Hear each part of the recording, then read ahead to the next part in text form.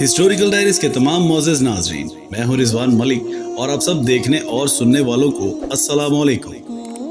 नाज़रीन ग्रामी, इंसान की मौत के बाद इंसान के साथ क्या होता है, उसकी रूह आखिर कहाँ चली जाती है, ये एक ऐसा सवाल है जिसका जवाब आज तक किसी मरने वाले ने इस दुनिया में आकर किसी इंसान को नहीं बताया। लेकिन इंसान ने जब से इस दुनिया में पहला कदम रखा है, तब से लेकर आज तक इस सवाल के जवाब को तलाश कर रहा है। दरअसल इंसान जब इस फानी दुनिया को छोड़कर जाता है तो उस इंसान की रूह उसके जिस्म और इस दुनिया को छोड़कर ऐसे मकाम की तरफ सफर करती है जिसे आलम बरज़ख कहा जाता है। लफ्ज़ बरज़ख दो चीज़ों के दरमियानी फासले या पर्दे को कहा जाता है। इस आलम को आलम बरज़ख इसलिए कहते हैं क्योंकि इसका दौरानिया इंसानी रूह कब्ज़ होने और क़यामत बर्पा होने के दरमियान का तमाम वक्त होता है। इसको आलम कब्र भी कहा जाता है। मरने के बाद क़यामत कायम होने तक तमाम इंसान और जिन इस आलम में रहेंगे। मोमिन के लिए ये आलम जन्नत की तरह होता है और काफिर के लिए जहन्नुम की तरह। रवायत के मुताबिक दुनिया में इंसानी रूह कब्ज करने के बाद कब्र में उसकी रूह को फिर से उसके मादी जिस्म में मुंतकिल कर दिया जाता है, जहां मुनकिर नकीर उस इंसान से सवाल जवाब करते हैं और उसके बाद उस शख्स के अमाल के मुताबिक दो नूरानी फरिश्ते उसे आसमान की तरफ लेकर चले जाते हैं। अगर रूह मोमिन और नेक होती है तो उसे इलीन नामी आलम में छोड़ दिया जाता है, और अगर रूह बुरी और शिर्क व कुफर करने वाली होती है तो उसे सिजीन में डाल दिया जाता है। इलीन और सिजीन आलम बरज़ख के दो ठिकाने हैं जो काफिर और मोमिन के लिए खास हैं। इलीन के मोमिनों पर अल्लाह पाक की नेमतें नाजिल होती हैं। वो बागनुमा मुकाम पर एक दूसरे के साथ रहते हैं। यहाँ नेक रूहें एक दूसरे को पहचान लेती हैं जिन्हें वो दुनिया में जानती थी। ये रूहें एक दूसरे को देखकर खुश होती हैं और एक दूसरे से बातें करती हैं और दुनिया के हालात और वाक़यात को याद करती हैं जो वक़्त उन्होंने दुनिया में एक साथ गुजारा था। ये रूहें यहाँ नई आने वाली रूहों से अपने प्यारों की खबर भी लेती रहती हैं कि मेरा फलां रिश्तेदार किस हाल में है।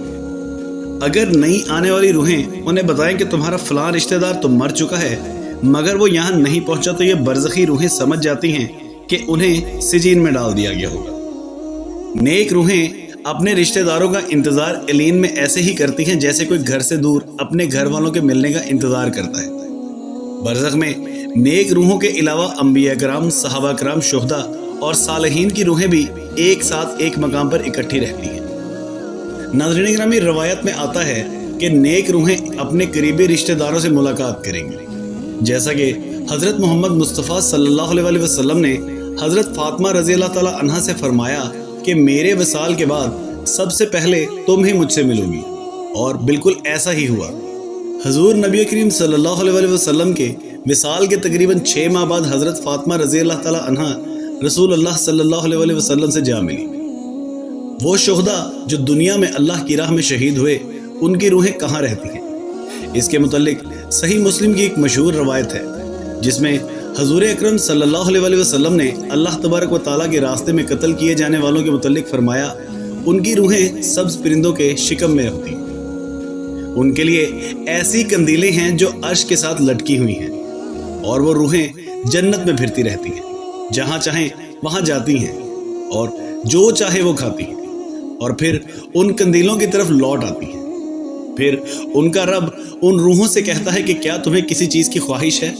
वो जवाब देती हैं कि हम और क्या ख्वाहिश करें, हम जन्नत में जहाँ चाहे घूमते और जो चाहे खाते पीते हैं। दुनिया में नींद और ख्वाब आलम बरज़ख की ही एक मिसाल है। कभी कभी इंसान को ऐसा ख्वाब आता है जिससे बराह रास्त इंसान की रूह मुतासिर होती है, और इस ख्वाब की तासीर इंसान के प्लान पर भी होती है जिसे वो साफ महसूस करता है। बाज़ दफ़ा ख्वाब देखने वाला इंसान नींद में ही खड़ा हो जाता है और चलता फिरता है, बातें करता है, हालांकि वो नींद में होता है, क्योंकि उस शख्स का जिस्म ख्वाब की दुनिया से जुड़ा होता है और वो हर बात महसूस करने लगता है।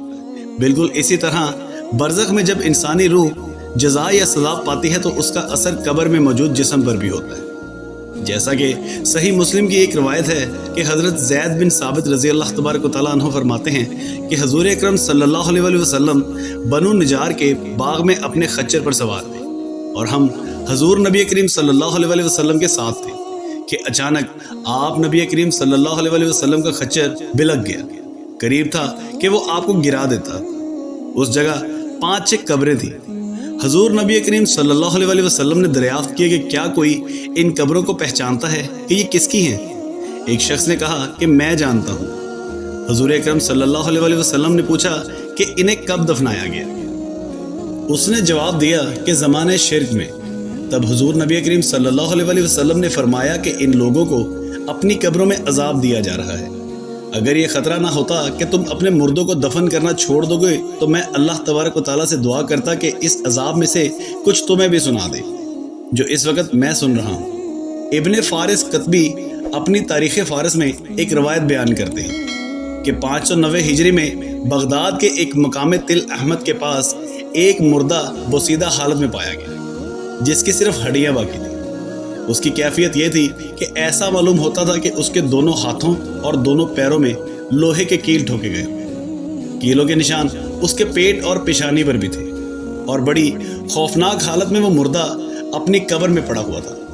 پانی کے بہاؤ نے تل احمد کی زمین کو کھول دیا اور وہ مردہ قبر سے باہر آ گیا. اسے دیکھ کر سب کو عبرت ہوئی تھی. بعض گمراہ اقوام اور مذاہب کا یہ عقیدہ ہے کہ مرنے کے بعد انسانی روحیں اپنے اعمال کے مطابق جانور یا حیوانات کی شکل اختیار کر لیتی ہیں. یہ روحیں دنیا میں ہی چکر کاٹتی رہتی ہیں اور کبھی کبھی روحیں جسم میں واپس بھی آ جاتی ہیں. یہ وہی باطل عقیدہ ہے جسے ہندوستان میں ہندو مت کے لوگ مانتے ہیں. یہ ایک گمراہ کن اور باطل نظریہ ہے. انبیاء کرام کی تعلیمات ہمیں یہ بتاتی ہیں کہ روح جسم سے ایک مرتبہ خارج ہو جائے تو کسی صورت جسم میں واپس نہیں آتی بلکہ ان پر برزخ میں عذاب و ثواب ہوتا ہے جو جسم اور روح دونوں پر ہے خواہ وہ اکٹھے ہوں یا الگ الگ. بے شک موت ایک حقیقت ہے. دنیا سے برزخ اور برزخ سے حشر تک کا سفر ہی ذی روح کو کرنا ہے اور اس سفر کا زیادہ راہ وہ اعمال ہیں جو ہم اس دنیا میں کریں گے. لہٰذا حضرت ابو ذر غفاری رضی اللہ تبارک و تعالیٰ عنہ بیان کرتے ہیں کہ حضور اکرم صلی اللہ علیہ وسلم نے فرمایا قبروں کی زیارت کیا کرو تاکہ آخرت کی یاد آئے. مردے کو نہلایا کرو کہ فانی جسم کو چھوڑنا بہت بڑی نصیحت ہے اور جنازے کی نماز پڑھو تاکہ تم غمگین ہو کیونکہ غمگین اللہ کے سائے میں ہوتا ہے اور نیکی کا کام کرتا ہے. جی تو ناظرین یہ تھی ہماری آج کی ویڈیو. آپ کو ہماری ویڈیو کیسی لگی ہمیں کمنٹ کر کے لازمی بتائیے گا اور ہمارے چینل ہسٹوریکل ڈائریز کو سبسکرائب کرنا مت بھولیے گا. اس کے ساتھ ہی اگلی ویڈیو تک کے لیے ہمیں اجازت دیجیے. اللہ نگہبان.